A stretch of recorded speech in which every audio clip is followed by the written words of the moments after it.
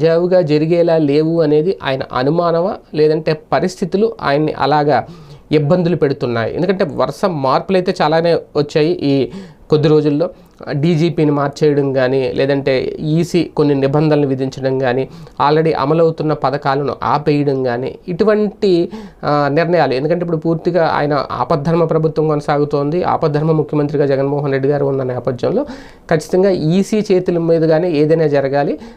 పైగా కూటమిలో, ఎన్డీఏ కూటమిలో భాగస్వామిగా తెలుగుదేశం పార్టీ ఉండడం, అలాగే కేంద్రం సహకారాలు తమకున్నాయని నిరూపించుకునే ప్రయత్నంలో సక్సెస్ అవ్వడం. ఎందుకంటే డీజీపీ మార్పులు ఇలాంటివి చూసినప్పుడు ఖచ్చితంగా అదే అని అనుకోవచ్చు. కాకపోతే అది ఎంతవరకు జగన్మోహన్ రెడ్డి గారిని ఇబ్బంది పెడుతోంది అంటే, ఇబ్బంది పెడుతున్నట్టు ఆయన ఫీల్ అవుతూ మాట్లాడడం. ఎందుకంటే ఎన్నికలు సజావుగా జరిగేలా నాకు కనిపించట్లేదు, కుట్రలు జరుగుతున్నాయి అంటే ఖచ్చితంగా ఏదో సంకేతం అయితే, ఒక ఇండికేషన్. అంటే ఆయన అనుకున్న వ్యూహం,